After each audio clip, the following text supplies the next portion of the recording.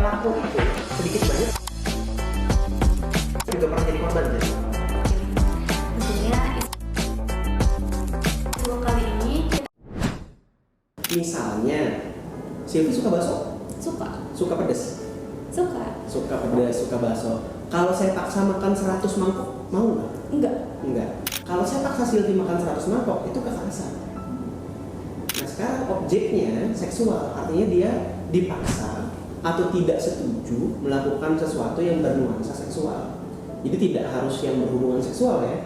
Jadi misalkan kalau dia disebut dengan istilah-istilah yang tidak senonoh, atau dia difoto pada bagian tubuh tertentu dijadikan objek seksual, atau misalkan dia mendapatkan ancaman dari pihak yang lebih berkuasa dalam hal ini, atau dari kakak tingkatnya, kalau kamu nggak kayak gini akan kita apa-apain nih misalnya. Nah, jadi prinsipnya kata kuncinya setuju atau nggak setuju.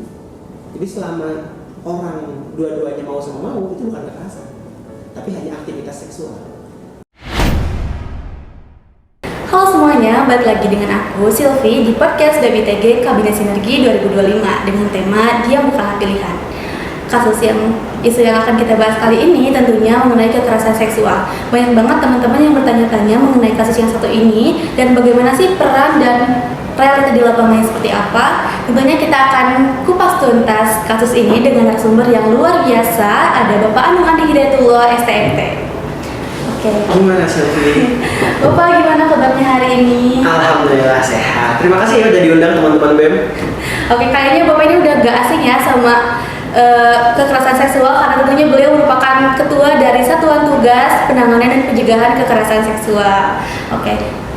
Dari aku sendiri tuh pengen nanya sih, mewakili teman-teman juga, menurut Bapak sendiri kekerasan seksual dan pelecehan tuh apa sih dan seperti apa bentuknya? Sebenarnya kalau kita bicara apa yang dimaksud sebagai kekerasan atau dikatakan pelecehan, kita dari Satgas selalu punya satu kata kunci nih Silvi. Kata kuncinya itu consent atau persetujuan.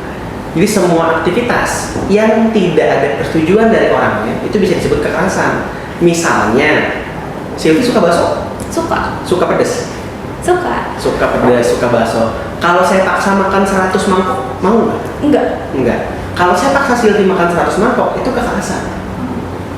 Nah sekarang objeknya seksual, artinya dia dipaksa atau tidak setuju melakukan sesuatu yang bernuansa seksual.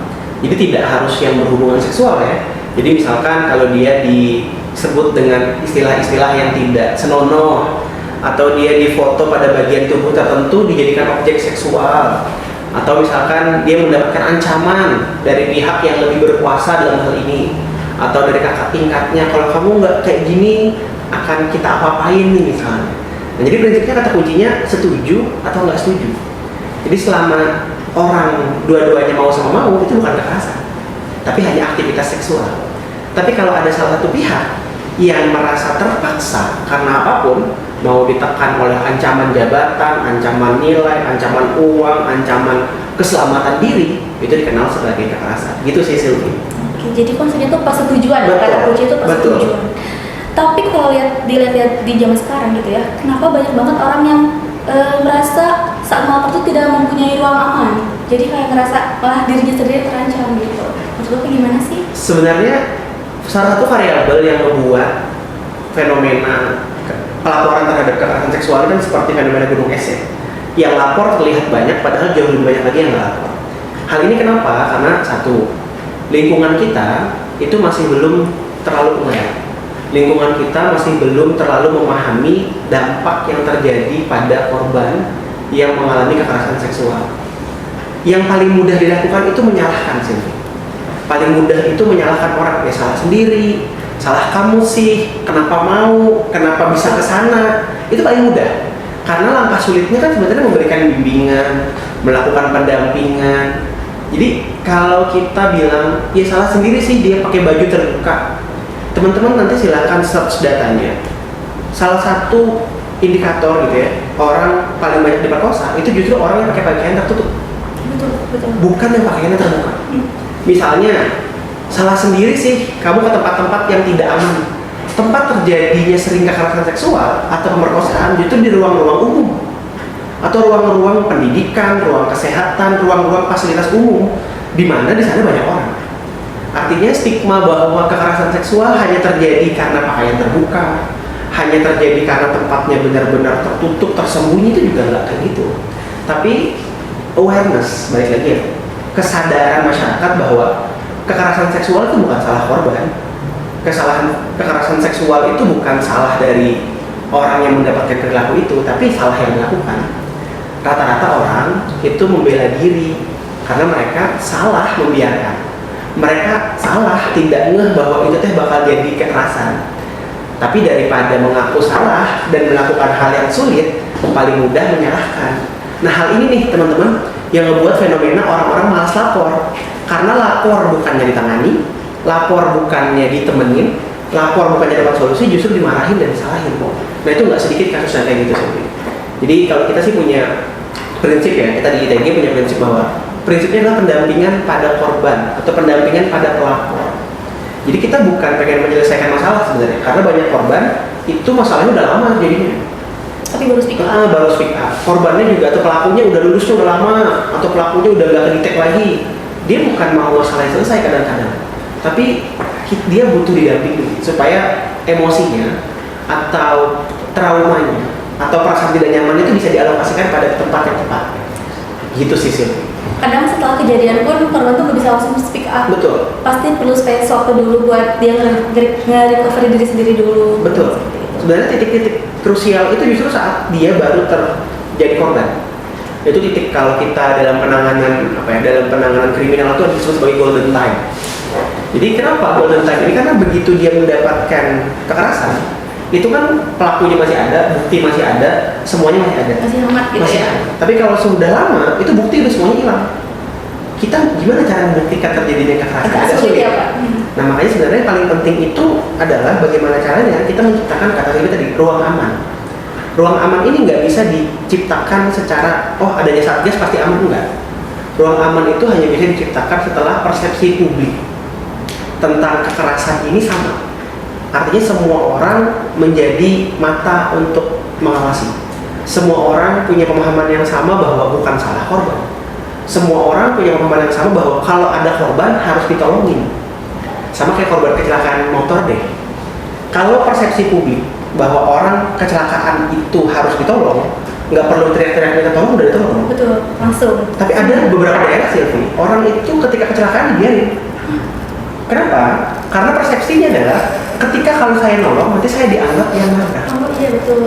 Jadi pelaku ya artinya. Itu pernah terjadi di Indonesia banyak.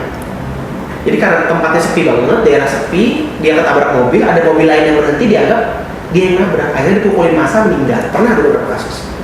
Jadi sebenarnya bukan masalah korban itu ditolong atau enggak, korban itu minta tolong ke siapa, tapi ketika persepsi publik sudah terbangun bahwa kalau ada korban ditolong, kita nggak perlu mikir pelakunya gimana, kita nggak perlu mikir buktinya apa, ada korban itu ditolong dulu, Betul. didampingi dulu, baru kita pikir solusi berikutnya apa. Gitu sih. Oke. Untuk di sekarang tuh kayaknya banyak banget orang yang menyepelekan hal tersebut gitu ya. Jangankan di masyarakat, bahkan di lingkungan kampus sendiri. Dan menurut Bapak tuh budaya diam itu perlu dinormalisasikan nggak sih? Kayak ya udah itu mah diam aja, sendiri juga bisa. Hal yang kayak gitu sebenarnya perlu dinormalisasi nggak sih? Dan kenapa tuh apa-apa harus selalu viral dulu baru ditangani gitu? Termasuk kekerasan seksual ini juga. Oke, kenapa sih sekarang itu kita hidup pada generasi yang atau banyak generasi sebelum kita hidup dengan prinsip diam aja lah, takut karena tadi judgement publiknya beda. Kita punya gap generasi. Gap generasi itu artinya dalam generasi kita bagi X, Y, dan Z. Misalnya sekarang udah ada alpha nih. Generasi X itu kamu perintahin apa aja, mereka bakal taat nurut diam. Stres tanggung sendiri. Betul. Generasi Y itu dia ketika kamu suruh sesuatu dan dia nggak suka, dia akan taat di depan kamu dan ngedumel di belakang. Itu generasi Y. Generasi Z nggak suka ngomong. Langsung. Kebayang nggak? Kalau generasi Z yang jadi korban lapor ke generasi Y, yang diminta udahlah diam aja. Karena saya juga dulu begitu. Betul. Jadi nurunin rasa trauma dia. Betul. Karena dia dulu mau lapor juga nggak bisa, diminta untuk diam. Akhirnya ngedumel di belakang. Apalagi ke generasi X. Ya udahlah, diam aja, udahlah. Nah ini udah nggak relevan teman-teman, konsep bahwa diam itu emas dalam kasus kekerasan itu nggak bisa. Artinya ketika kita diam, kita justru jadi aktor yang terlibat, membiarkan korban-korban lain jatuh. Berikutnya, misalkan kalau kita diam menyelesaikan masalah, mungkin positif. Contohnya, kalau ada orang yang lagi cari ribut sama kita diamin aja, selesai masalahnya. Tapi dengan kita jadi korban dan kita diam, atau kita tahu ada korban kita diam, pelaku makin enak. Makin Betul. jadi tidak ada kapok gitu ya. Betul. Tidak jerak. Betul, dan di kampus banyak hal terjadi seperti itu, stigma-stigma, karena tadi kita punya gap generasi yang cukup jauh kadang-kadang. Jadi misalnya teman-teman mungkin kalau dengan dosen muda seperti saya, generasinya tidak jauh, kita satu generasi sama-sama generasi Z. Tapi kan banyak juga mahasiswanya generasi Z, dosennya adalah generasi X atau generasi Y gitu, yang levelnya agak jauh, dimana persepsi mereka tentang sesuatu berbeda dengan kita. Nah, yang membuat penyelesaian masalahnya dan hasil yang diharapkan juga beda. Nah, makanya kita coba untuk, kalau kita di ITG, kita punya komitmen untuk coba sedekat mungkin atau serelate mungkin dengan kondisi generasi saat ini. Walaupun kita mungkin tidak beda jauh umurnya, tapi pasti ada beda cerita yang jauh cukup banyak nih bedanya. Padahal saya dengan kalian tidak jauh beda. Apalagi dengan teman-teman dosen yang jauh lebih senior. Ketika kita sebagai dosen atau sebagai lembaga atau sebagai kami sebagai satgas tidak menganggap hal ini penting atau tidak menganggap generational gap ini ada, maka tadi akan selalu ada persepsi-persepsi lain yang kita tutup. Ada mata-mata lain yang kita nggak mau lihat, udahlah pokoknya begini. Nah, itu sih yang membuat orang-orang jadinya akhirnya lebih memilih diam dan takut ngomong walaupun dalam ruang publik seperti di dunia pendidikan, kesehatan, dan akses-akses pelayanan publik lain. Gitu sih. Ngomongin realita di lapangan ya Pak. Sebelumnya di ITG sendiri, ini kalau boleh dijawab aja, tapi kalau misalnya sensitif gak apa-apa jangan ya. Sebelumnya di ITG sendiri tuh ada gak sih kasus yang endingnya tuh menyedihkan gitu, dan ternyata pada akhirnya tuh membungkam sendiri, bahkan dari PPKI sendiri tuh ada gak sih, khususnya di ITG? Menyedihkan gimana nih maksudnya?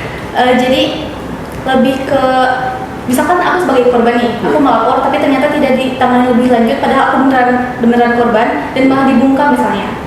Oke, kalau di kita itu kan punya berbagai channel untuk melapor ya. Jadi teman-teman bisa temui mahasiswa, kita punya anggota ada 5 orang. Teman-teman bisa temuin anggota mahasiswa, teman-teman bisa lapor ke sekretaris saya di perpustakaan, teman-teman bisa datang ke saya di prodi, dan nomor pribadi saya itu udah tersebar ke semua jurusan kayaknya. Nah, prinsip pertama satu itu, kita membuka ruang untuk melapor, semua orang itu bisa lapor ke siapapun. Kita juga punya nomor satgas, jadi semua orang bisa lapor ke sana, ke emailnya, ke IG satgas juga bisa. Lebih gampang. Dia juga bisa lapor ke dosennya, terus nanti dosennya yang melaporkan ke kita juga pernah ada. Artinya langkah pertama kita membuka ruang untuk orang bisa lapor. Langkah kedua, kita sebagai satgas itu melakukan penimbangan terhadap kasus yang diterima. Karena terakhir tadi kita justru berpikir bahwa ini mungkin bukan korbannya yang lapor, mungkin temannya, mungkin justru pelaku yang berpura-pura jadi korban. Terstruktur banget gitu ya. Sekali, karena kalau orang trauma nggak mungkin bisa menceritakan secara Pernah nggak ada kasus bahwa kita mendiamkan laporan? Tidak pernah. Kalau kami meyakini bahwa itu kasusnya benar terjadi. Tapi kan kadang-kadang laporan-laporan iseng juga banyak. Nah, sebenarnya apa sih Pak parameter laporan itu dikatakan iseng atau enggak? Adalah keyakinan kami bertujuh. Jadi semua laporan itu masuk di grup satgas. Semua apapun kecuali memang kami anggap tidak pantas untuk dilaporkan. Kenapa tidak pantas? Karena teman-teman satgas itu punya kode etik. Artinya kalau ada korban lapor ke Silvi dan dia nggak mau kasus itu kebuka, dia cuma pengen dengerin Silvi nggak boleh lapor ke siapapun, even ke teman-teman satgas. Jadi tidak semua kasus itu nyampe ke grup satgas karena kita punya kode etik terbatas.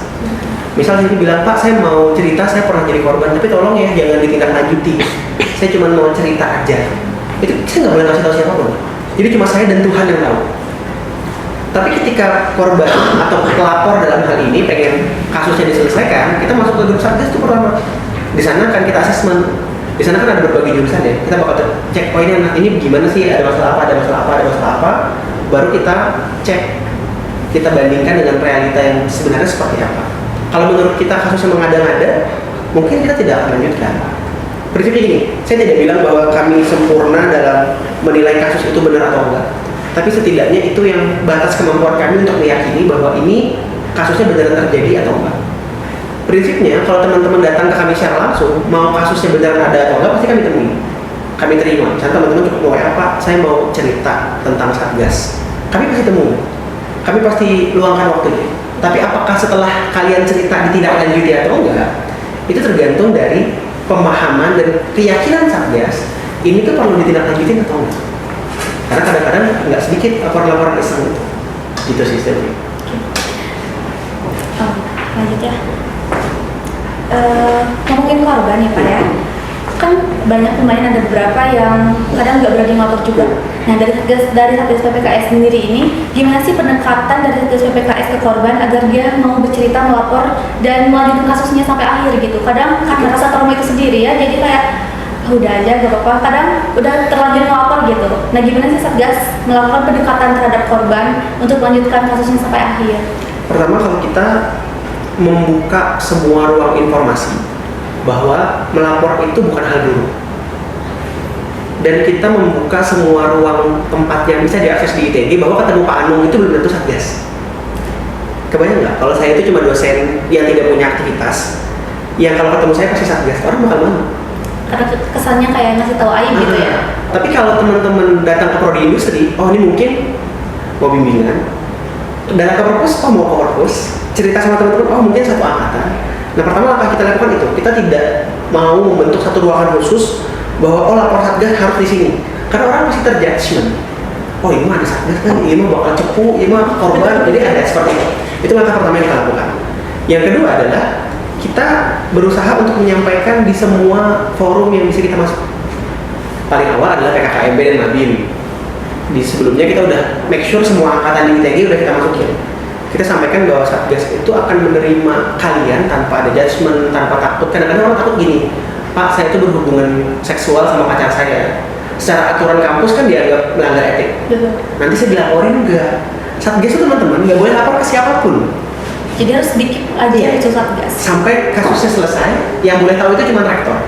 Dari Permendikbud nomor 30 2021, itu Satgas PPKS itu di bawah rektor langsung. Dan Pak Rektor pun nggak mau tahu kadang-kadang namanya siapa. Kata Pak Rektor adalah untuk menjaga keputusan saya tetap objektif, tidak subjektif. Karena kalau beliau kenal orangnya mungkin kan tidak objektif lagi. Jadi beliau kadang-kadang cuma minta ada nama inisial, misalnya kasusnya apa, penanganan dari Satgas gimana, rekomendasinya apa. Jadi kita nggak boleh kasih tahu yang ke siapa-siapa, itu yang kita gembor-gemborin. Harus keep sendiri. Yang ketiga, kita punya jargon, yaitu berani bersuara. Kenapa ini menjadi penting? Karena tadi banyak orang takut.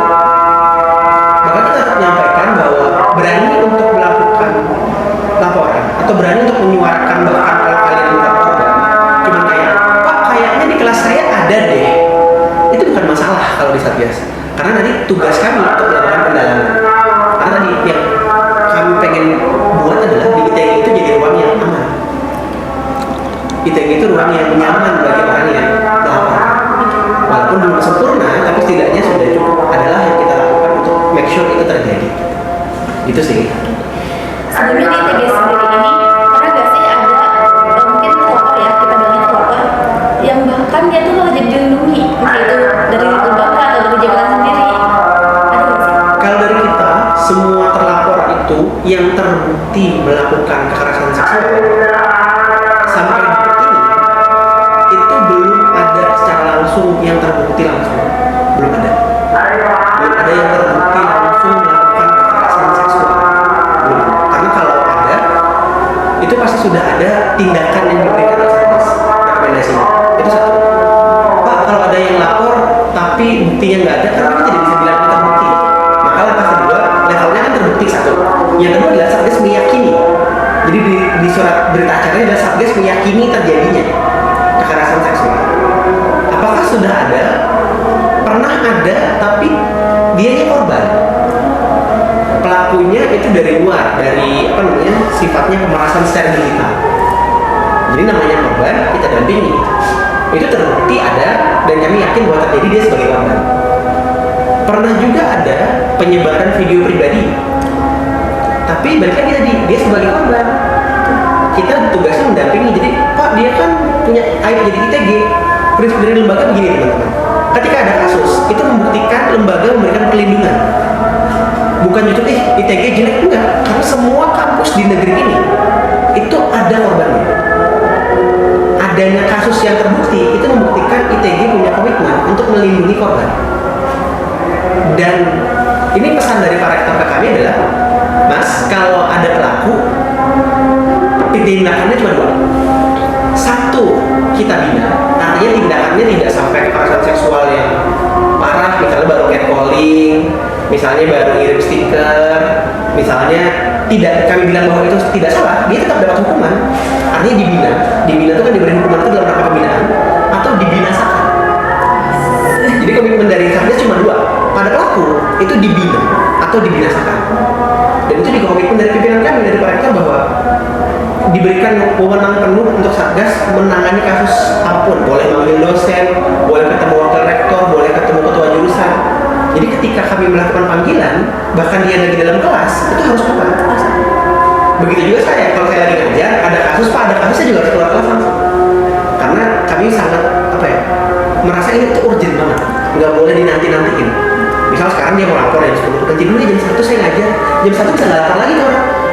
Udah males. Pasti udah berubah pikiran. Iya, makanya di detik dia melaporkan, kita make sure untuk berikan semua pendampingan. Dan kami sampaikan, kami tidak punya track record untuk melindungi pelaku. Kami tidak punya point of view untuk pelaku itu harus dilindungi nggak. Yang harus dilindungi itu korban. Pelaku selama masih bisa dibina, kami bina. Kalau udah nggak bisa, dibinasakan. Gitu sih kalau kita dari Satgas. Nah, dari Satgas sendiri ini, kalau misalnya dihadapkan dengan sebuah kondisi yang terlapor atau pelaku itu misalnya punya jabatan atau misal kayak dosen di kampus gitu, dan beberapa kasus terjadi di luar kampus ya, yang malah lembaga itu memilih untuk diam karena ini tuh aib katanya. Nah, menurut Bapak sendiri gimana sih kalau terhadap kasus yang seperti itu?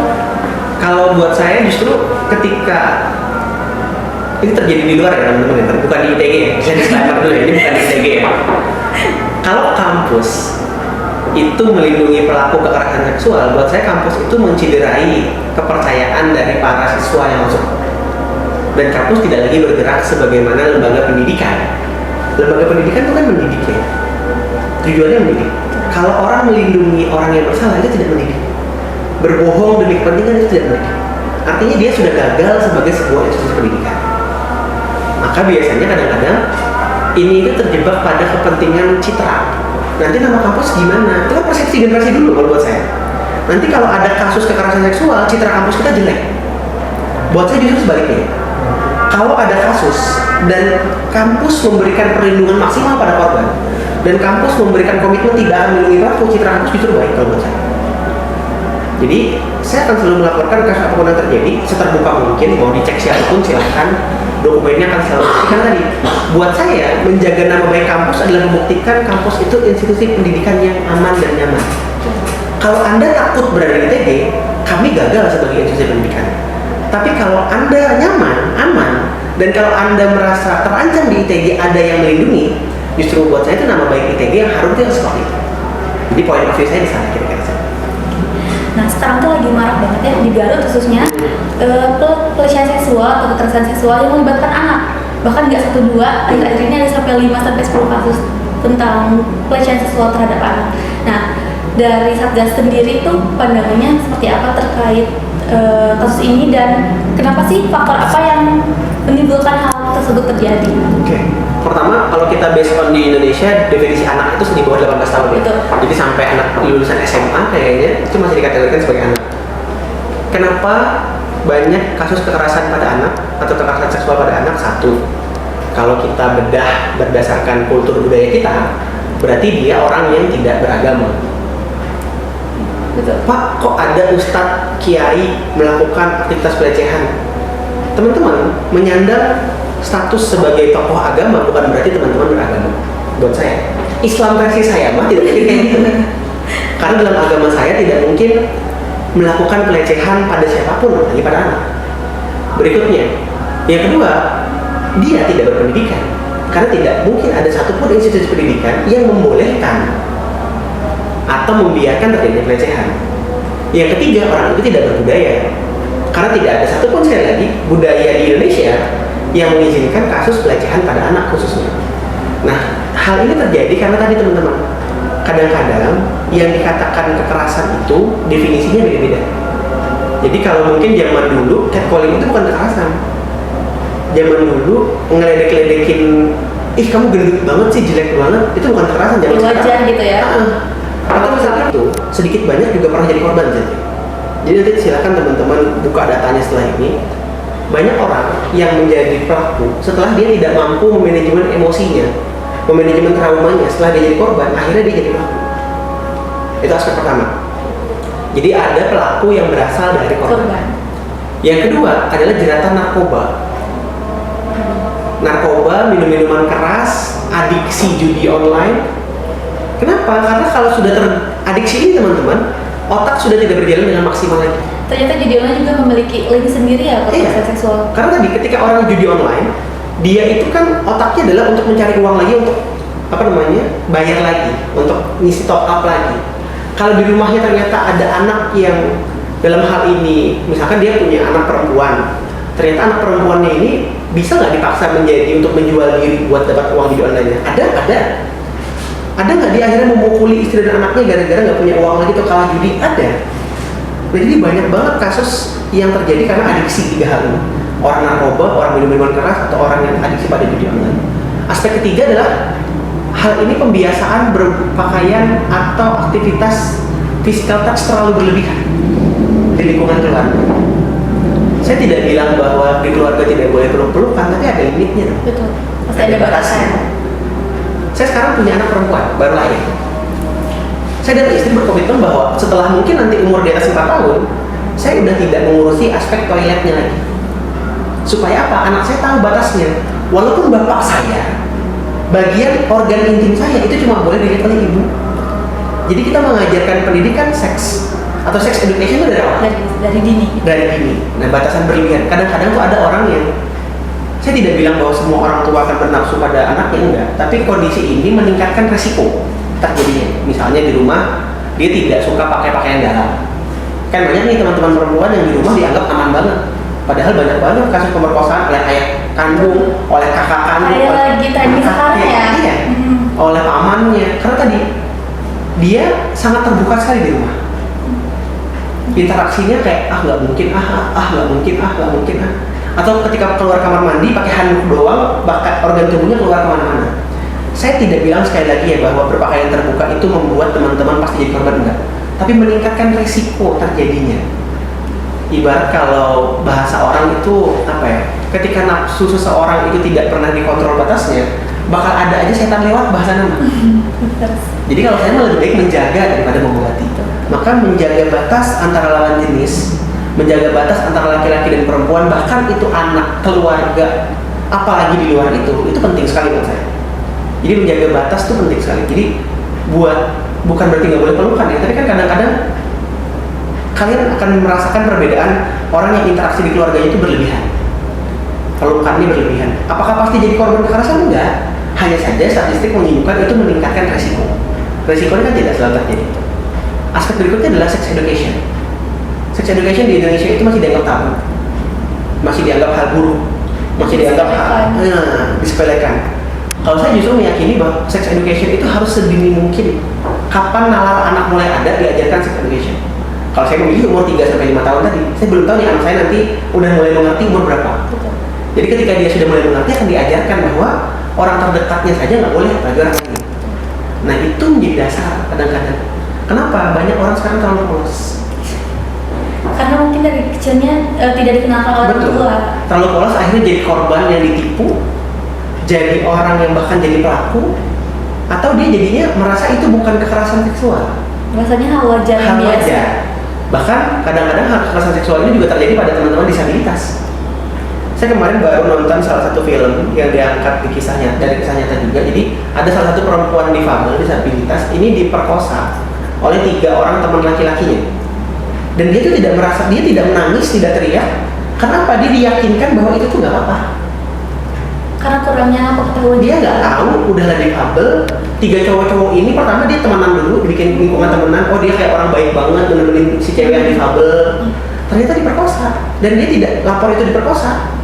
Dia cuma tahu bahwa ternyata aktivitas laki-laki dan perempuan berteman dekat itu kayak gini. Ternyata temenan aja. Itu juga terjadi karena apa? Ketidaktahuan seseorang membuat dia bisa jadi korban, jadi pelaku, atau justru tidak merasa korban sama sekali karena dia nggak tahu itu tuh salah gitu. Gitu sih Silvia. Nah, mungkin gimana sih cara kita mengedukasi masyarakat, khususnya lingkungan kita sendiri dulu nih, bahwa kekerasan seksual itu gak cuma pemerkosaan, bahkan secara digital, secara verbal juga bisa ya.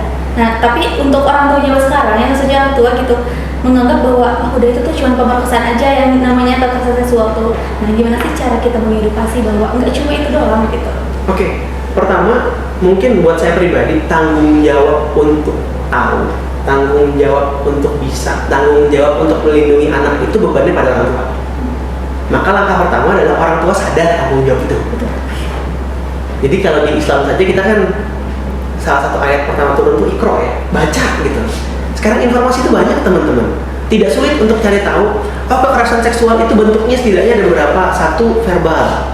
Verbal itu apa ya kira-kira? Verbal itu misalnya kita mengungkapkan atau menyebutkan bagian tubuh seseorang dengan tanpa persetujuan dia, dengan tujuan atau dengan nuansa seksual. Misalnya, ih kok bentuk payudaranya begitu ya? Ih dia mah lari payudaranya bergerak-gerak. Itu kan kekerasan seksual teman-teman, berbasis verbal. Tapi banyak orang nggak sadar, dianggap cuma bercandaan biasa. Aspek kedua, kekerasan seksual berbasis digital. Gimana bentuknya? Pemaksaan. Misalnya, biasanya itu ada orang-orang yang mengirimkan foto pribadinya kepada pacarnya mungkin, pada suaminya. Yang nyebarin ini belum tentu pacar atau suaminya Silvi. Bisa jadi dia jual HP. HP-nya hilang. Servis ke counter. Ini data-data pribadi di dalam sini kalau tidak dienkripsi atau diberikan kunci atau diberikan apa yang baik, itu bakal tersebar. Jadi teman-teman kalau kamu nggak mau bayar, kamu nggak mau ini tersebar bayar. Nah kadang-kadang kita nggak ke sana. Saya kan ngirim buat suami saya nggak punya macam-macam. Qadarullah HP-nya hilang, HP-nya dijual, kalian mau ganti HP baru kan nggak dulu masih ada foto atau nggak. Nah itu menjadi penting sekali untuk jangan pernah tinggalkan jejak digital dalam bentuk apapun. Dan prinsipnya gini teman-teman, orang itu baru bisa berhubungan seksual minimal pacaran zaman sekarang, ya, betul. Atau HTS lah, one night stand, nggak usah nikah kan kalau sekarang. Tapi paling nggak kan ketemu orangnya, lihat orangnya, oh saya tertarik dengan orang itu, baru dia beraktivitas seksual. Masa sih ada orang secara digital yang nggak pernah kenal, baru chatan 2 menit, 3 menit, kalian percaya untuk menitipkan foto kalian ke dia? Kan nggak masuk akal. Tadi kadang-kadang karena ketidaktahuan dan keingin mencobaan yang tinggi membuat anak-anak sekarang itu gampang sekali menjadi korban pada aspek digital ini gitu.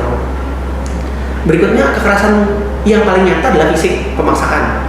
Kekerasan seksual itu teman-teman tidak harus diperkosa, tidak harus di intercourse, dimasukin tuh nggak harus. Kekerasan seksual tuh kalian merangkul anggota tubuh teman kalian, pelukan, dia nggak setuju kekerasan. Pegangan tangan. Padahal cuma pegangan tangan itu pegangan tangan dia nggak setuju kekerasan. Cipika-cipiki dia nggak setuju kekerasan. Atau kalau cewek-cewek sekarang mungkin dulu saya juga pernah jadi korban ini kali ya. Cute, istilah cute, tahu ya? Cubit tete. Gitu. Biasanya dilakukan oleh teman-teman cewek ke cowok. Kalau dicubit, mereka merasa itu bukan kekerasan seksual. Padahal kekerasan. Jangan-jangan karena kan cewek pak yang mencubit si payudara atau tete si cowok ini dianggap kekerasan, nggak bisa. Kekerasan seksual itu berlaku pada laki-laki dan perempuan. Ternyata hal sepele itu banyak juga yang terjadi di sekitar kita yang kadang-kadang kita juga pelaku gitu. Masalahnya kadang-kadang kita juga pelaku. Nah karena tadi kita nggak tahu dan memilih tidak mencari tahu. Nah kadang-kadang hal-hal yang disebut kekerasan ini dianggap tanggung jawab satu pihak. Ini mah tugasnya Komnas HAM, misalnya Komnas Perlindungan Anak, ini mah tugasnya Satgas PKS. Padahal teman-teman, kami ini manusia normal yang terbatas, matanya 2, tangannya 2, kakinya 2. Tidak mungkin kami bisa mengawasi. Kalau di ITG ada 1.500 orang mahasiswa, ditambah ratusan dosen, nggak mungkin kami bisa mengawasi semuanya. Maka yang perlu kami bangun adalah awareness, literasi, pemahaman ke semua orang bahwa ini loh bentuk-bentuk kekerasan, ini jangan dilakuin, ini boleh dilakuin, ini jangan dilakuin, ini boleh dilakuin. Jadi kayak do dan don'ts-nya. Nah gitu sih paling yang kita bisa lakuin sebagai Satgas. Ngomongin aspek digital nih, sosial media tuh sekarang lumayan cukup impact ya ke kehidupan masyarakat gitu. Nah untuk kekerasan seksual sendiri, sosial media ini bisa menjadi yang positif atau bahkan negatif. Nah untuk sekarang ini kayak yang terjadi kemarin-kemarin masih hangat ya di salah satu platform grup yang kayak melakukan seksual terhadap seseorang yang sedara. Nah jadi menurut Bapak sendiri di sosial media tuh memperbaiki keadaan lebih baik atau malah memperkeruh keadaan dan memberi pengaruh yang buruk untuk orang lain gitu. Menurut Bapak sendiri seperti apa? Pertama, saya akan jawab 2 hal ya.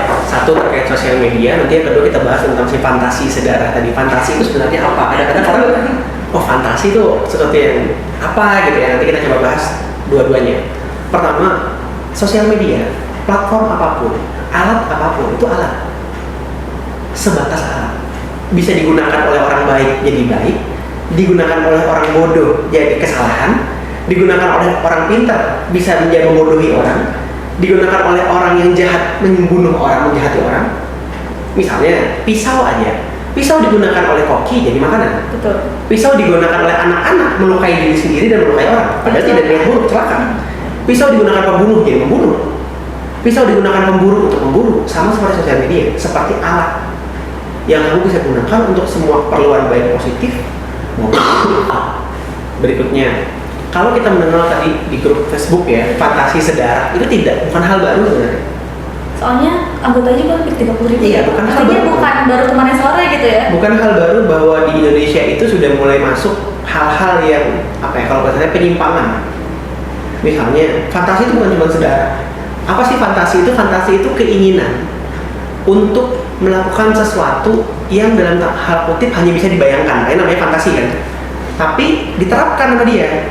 Namanya fantasi itu kan harusnya tidak mungkin diterapkan, tidak mungkin terjadi. Kayak misalkan saya pengen naik naga, fantasi loh. Iya betul. Saya pengen masuk surga, keluar lagi, masuk lagi, keluar lagi, fantasi dong.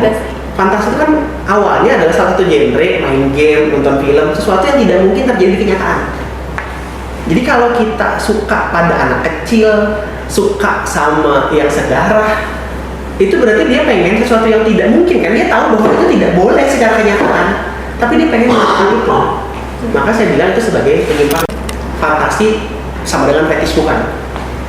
Kenapa? Ini kita sedikit edukasi ya. Kita ini semua pendengar di ITG atau mayoritas orang yang sudah berkuliah atau rata-rata teman-teman yang akan mendengarkan podcast ini adalah orang-orang yang saya anggap sudah dewasa. Kenapa? Kalau orang dewasa teman-teman belum punya pengetahuan seksual yang cukup, dampaknya buruk. Bagus kalau dia tinggal di lingkungan yang positif, tidak akan terjadi apa-apa. Tapi kalau satu titik, misal nih, tadi Silvi bilang suka bakso dan suka pedes. Kira-kira kalau kamu tidak pernah tahu kamu suka bakso, tiba-tiba ditawarin bakso, bisa jadi makan lahap banget loh. Enggak. Kamu nggak pernah tahu bakso, tapi kamu ternyata suka sekali dengan bakso. Oh, enggak, bisa. Bisa kalah kan? Bisa kalah dong. Kamu nggak tahu kamu suka bakso, tiba-tiba ada bakso, kayaknya enak banget nih. Sama seperti fetish. Fetish itu apa? Fetish itu kecenderungan atau kesukaan kita pada melakukan suatu aktivitas seksual yang tidak pada umumnya. Misal ada orang yang suka melakukan di outdoor, ada orang yang sukanya dipaksa, tapi sama pasangannya. Ada orang yang sukanya main role playing, jadi suster, jadi polisi. Ada yang suka kalau sekarang mungkin pakai borgol-borgolan. Itu kan kecenderungan seksual. Kenapa kita perlu tahu supaya kita bisa membatasi? Nah, kalau itu maksudnya fantasi atau fetish? Fetish. Oh. Fetish itu kecenderungan. Namanya fantasi kan sesuatu yang tidak mungkin harusnya atau tidak boleh dilakukan. Fetish itu masih boleh dilakukan, kecenderungan. Tapi bahayanya kalau kita tidak kenal. Tadi ketika tiba-tiba ada, jangan-jangan teman-teman nggak bisa mengendalikan diri. Betul. Misal ada orang, ini pernah terjadi kasus di salah satu kampus swasta di Indonesia, di mana dosennya itu nggak ngeh, dia itu punya fetish terhadap kaki mahasiswi. Kaki aja. Jadi waktu bimbingan, mereka mejanya itu di bawahnya itu, jadi kalau saya bimbingan, saya tuh bisa lihat kaki mahasiswinya gitu di meja tempatnya dia. Nah dia nggak sadar, beliau itu orang yang sangat taat agama. Tapi dia nggak sadar dia punya fetish itu. Dia nggak pernah sadar bahwa dia suka kaki perempuan ternyata. Nah ini disadari oleh mahasiswanya tiap kali bimbingan, kaki dia digesek-gesek. Speechless. Dia nggak cuma kaki gitu ya. Dia nggak di luar kaki. Ketika ditanya bapaknya juga, astagfirullahaladzim, ternyata saya begitu ya. Dia sudah menjadi pelaku karena dia nggak sadar fetishnya ternyata suka pada kaki. Kalau kita tahu, dia bisa membatasi dong. Betul. Oh kalau kamu bimbingan sama saya harus pakai rok panjang ya, harus pakai kaos kaki ya, harus pakai ini, harus tutupi tas, harus ini. Jadi kita pun bisa membatasi diri kita kalau kita tahu apa yang benar-benar kita sukai. Misal kalau saya suka sekali pizza, supaya tidak makan pizza jangan ke Pizza Hut. Betul. Tapi kalau suka sekali pizza, datang ke Pizza Hut, di sebelahnya Domino, disajikan semua menu pizza, mungkin kalah. Nah itu sih kadang-kadang pengetahuan atau sex education selevel ini itu masih sulit ditemui karena dianggap tabu, yang membuat kadang-kadang kita bisa menjadi pelaku kekerasan seksual tanpa kita sadar, atau kita tidak bisa mengendalikan diri ketika hasrat itu datang karena kita nggak tahu kita suka. Nah gitu sih. Lumayan berat ya topiknya. Kayaknya kita ngopi dulu gak sih? Aduh. Ini kopi apa nih? Ini kita ada kopi dari Kopi Luwak Kopi Papandayan gitu ya. Berat banget ya tapi hari ini ada beberapa. Kopi dulu. Ini ada beberapa versi ya. Bedanya apa nih kira-kira? Nah, buat yang ini, dia tuh Luwak Kopi super premium Papandayan, ya Pak, Blueberry Coffee. Kalau buat yang itu, ini juga sama tapi variannya yang full wash nih. Kalau itu? Ini yang roasting medium. Oke, yang roasting medium. Ini kayaknya enak banget dan tadi aromanya udah seger banget. Teman saya cobain dulu ya. Biar agak refresh lagi gitu ya, nggak terlalu. Dia nggak terlalu pahit juga ya. Dia nyaman untuk diminum oleh semua orang kayaknya. Jadi enak sekali gitu untuk dinikmati di akhir-akhir obrolan kita ini. Mungkin terakhir ya. Oke. Apa sih kerjasama yang perlu dibentuk khususnya dari Satgas PPKS nih buat kita mahasiswa tentunya teman-teman yang sambil nonton juga nih, ada gak sih kerjasama yang biar kita tuh sama-sama bisa menghindari seperti apa yang tadi Bapak bilang bahwa mencegah itu lebih baik daripada mengobati. Ada gak sih upaya kita khususnya mahasiswa yang bukan Satgas nih mencegah untuk tidak terjadi hal seperti itu? Oke, setidaknya ada beberapa sih sekalian request ya sama teman-teman BEM ya. Yang pertama, kalau saya sih berharap kita punya kayak forum atau kayak komitmen bersama seluruh ormawa. Jadi BEM ngumpulin nih semua ormawa dan semua prodi, komitmen bersama semua ormawa dengan Satgas bahwa ormawa di ITG tidak akan mentoleransi itu, tidak akan melindungi pelaku, tidak akan menghilangkan bukti, mengecam keras, mengecam hal itu. Kita perlu komitmen bersama karena tadi kami kan nggak mungkin bisa hadir di semua kegiatan ormawa dong. Kalau Mapala lagi jalan-jalan, kami nggak tahu apa yang terjadi. Kalau BEM lagi jalan-jalan kemana, kami nggak tahu. Tapi kalau semua ormawa punya komitmen, harapan kami setidaknya awareness-nya meningkat. Orang-orang jadi lebih hati-hati. Itu yang pertama. Yang kedua, kami berharap bahwa kegiatan yang sudah berjalan kayak sosialisasi waktu PKKMB, waktu MABIM, persiapan KKN itu masih bisa dilanjutkan terus. Jadi kami masih dapat ruang yang cukup untuk menyampaikan informasi. Yang ketiga, kami sih berharapnya kita mampu punya kerjasama dengan lembaga-lembaga penyedia konseling psikologi. Karena kan kalau korban di ITG itu kan kadang-kadang kondisi ekonominya lemah. Kalau harus disuruh datang ke psikolog secara mandiri mahal.